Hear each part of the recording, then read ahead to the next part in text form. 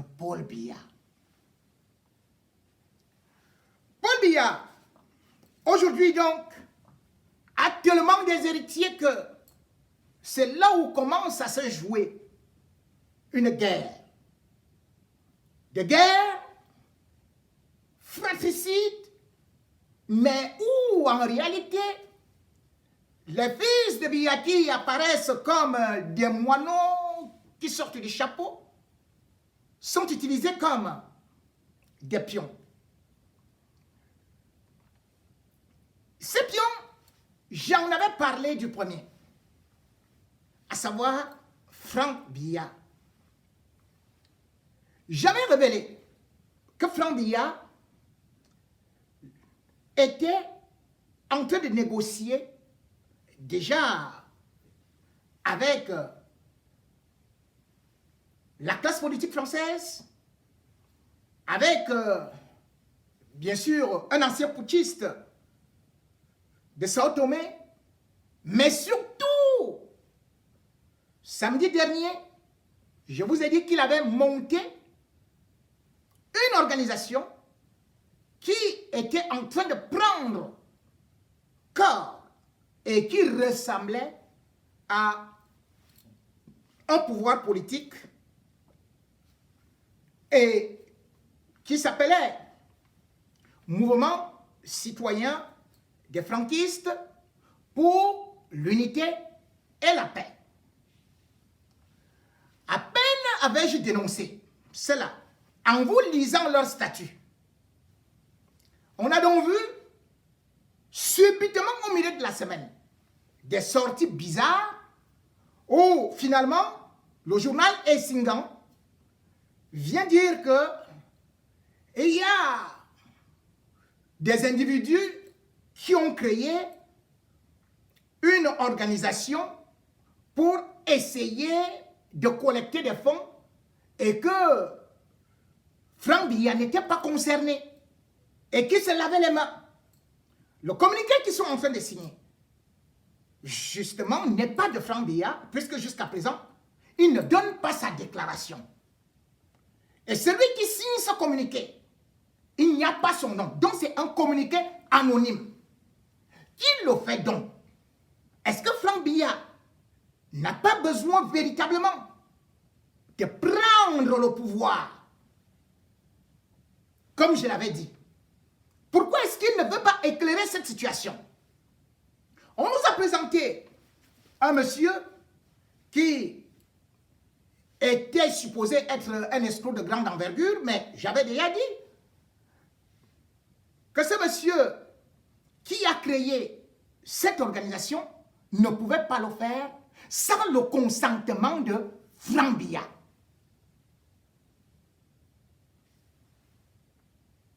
Il s'appelle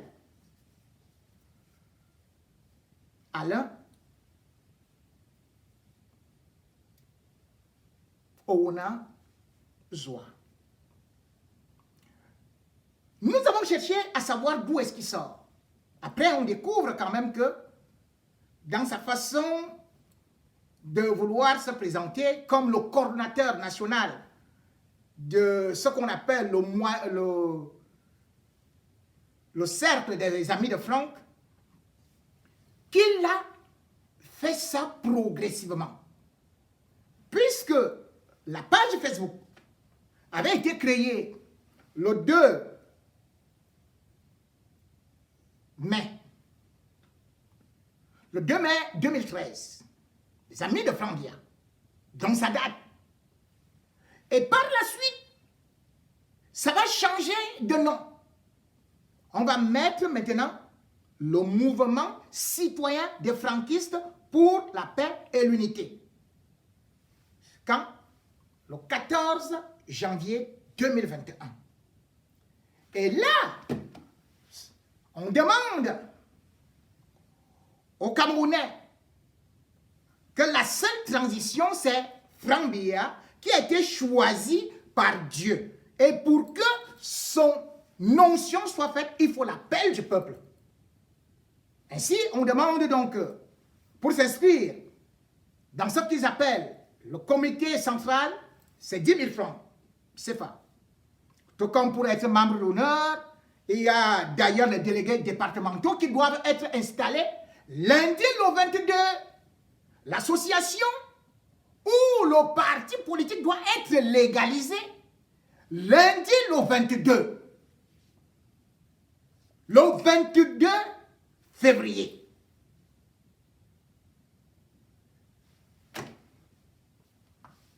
Dites-moi, Franck Biya, on utilise son nom. On dit qu'on fait des cotisations. On dénonce. Mais ce monsieur va faire une autre sortie. Juste après se communiquer pour dire, vous croyez qu'on peut vous demander de l'argent?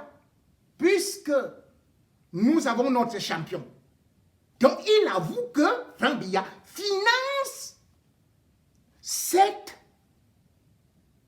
association ou ce mouvement politique qui va prendre le pouvoir, puisqu'ils disent bel et bien que c'est pour prendre le pouvoir, qu'après le père c'est le fils. Que parce que c'est la seule façon d'éviter la guerre entre les éléphants. Je dis bien, voilà ce qu'ils écrivent. Maintenant, le régime tourne. Ils font semblant que Franck Biya, non, le délégué général de la Sûreté nationale a ouvert une enquête. J'ai enquêté. Où est cette enquête? Rien. Pourquoi est-ce qu'on ne l'a pas arrêté? Ce monsieur travaille à MTN, Cameroun. Pourquoi est-ce que vous ne l'arrêtez pas depuis? Pour qu'il vienne s'expliquer pour usurpation, pour tentative d'escroquerie. Pourquoi Franck Biya ne fait pas un démenti? Mais ce qui est beaucoup grave, c'est qu'on dit d'ailleurs que ça réside plutôt à Fremont. Mais Fremont, c'est aux États-Unis et non au Cameroun. Mais comment donc ça va se passer? Les gens sont donc en train de voir ce qui est en train de se passer. Parce qu'il y a des pions, comme je l'ai dit, il avait commencé à rencontrer des ministres et ceci dans sa maison. Avec la bénédiction du cabinet civil. Mais ça ne s'arrête pas là. On est parti activer quelqu'un d'autre. Qui lui aussi vient maintenant, le 13 février, il dit, je souhaite joyeux anniversaire à mon père biologique. Que c'est une chance d'avoir un père de cet âge-là qui tient encore debout. Joyeux anniversaire à mon papa. Mais les Camerounais n'en comprennent plus. Voilà donc un nouveau fils de Biya qui arrive là, qu'on ne connaissait pas. Et quel est son nom? Nkot Azok Honoré Etienne. Voilà le nouveau fils de Biya. Mais ce qui était grave, c'est que le 4 février, avant qu'il ne publie cela, on voit subitement un décret qui apparaît. Que Paul Biya a autorisé de nouveaux partis, de nouvelles sociétés de gardiennage, 16, a commencé à exercer au Cameroun. Et parmi ces 16 sociétés, on voit le décret 2021-072 du 4 février 2021 décrétant, mais c'est un décret, hein, Oropex. Et qui est derrière Oropex? Le PDG. C'est bien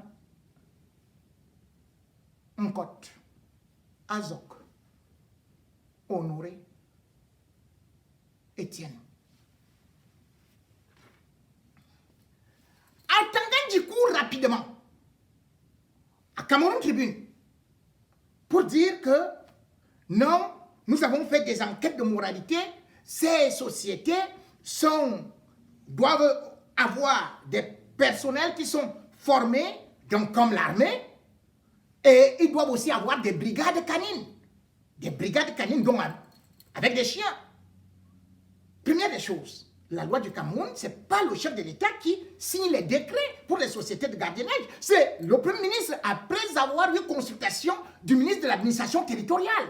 Deuxième des choses, le Cameroun n'avait que 9 sociétés de gardiennage. Comment subitement le Cameroun, en un temps de mouvement, se retrouve avec 16 nouvelles sociétés de gardiennage? Attendons, dis donc, et tous les bandits, aujourd'hui, viennent donc créer ce qu'on appelle des milices. C'est la création des milices.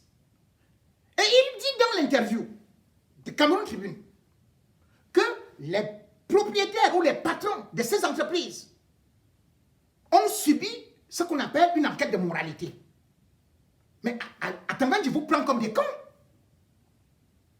Puisque celui qu'on appelle, justement,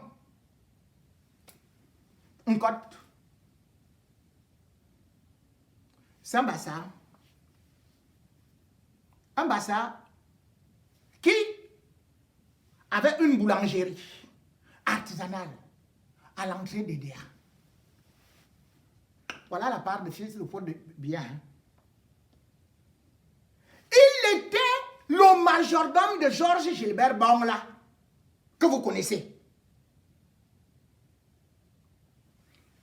Oncote va créer sa société qui est basée donc à Douala, après avoir vu Bangla. Entre-temps, il a voulu que Evra, qui est le neveu de Bia, soit PCA.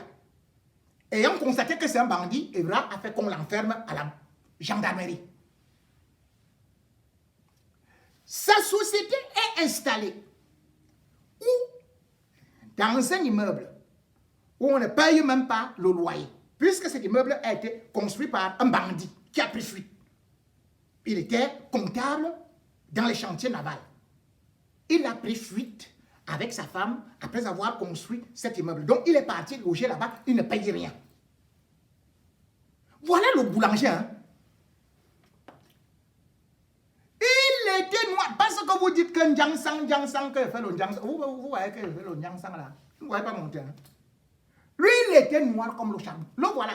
Il est parti dessiner la moustache pour dire qu'il est devenu le fils de Paul Biya.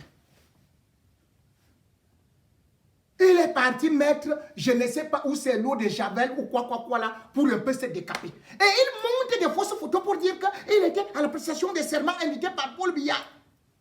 Il fait des montages photos. Atangandji voit tout ça. Mais Atangandji l'encourage. À l'instant où je vous parle, 3 de ses employés sont enfermés. Je crois Ezeka. Après avoir tenté d'aller détourner avec des faux papiers à la perception. Ils ont été arrêtés pour faux et usage de faux. Le voilà qui se retrouve comme le fils de Biya. Et on est en train de le pousser.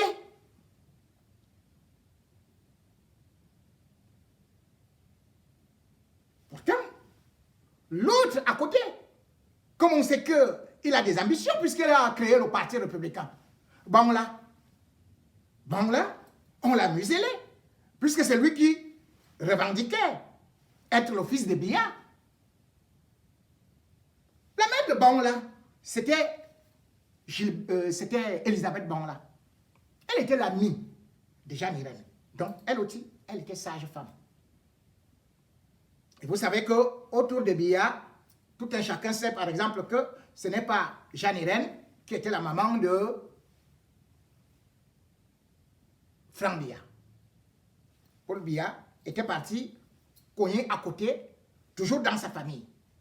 D'ailleurs, je vous avais raconté l'histoire aussi d'Inès, c'est-à-dire qu'une autre nièce de la première dame, Jeanne Irène, qui avait eu une grossesse alors qu'elle était encore élève et qui était obligée d'avorter et qui est morte sur le lit de Biya à Anguissa.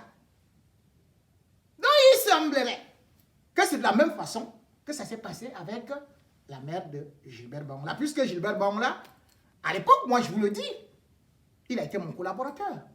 À Radio Scientou quand j'étais directeur. Moi je lui avais donné une émission, mais il avait déjà le journal démenti. Mais je l'avais vu dans une pagero, il m'avait dit que c'est Jeanne qui lui avait offert sa première Pajero. Il a parlé depuis. Le cabinet civil n'a jamais démenti. Une chose est sûre, c'est qu'on le voyait parce qu'à une certaine période, on dit que Biya l'avait adopté comme filleul.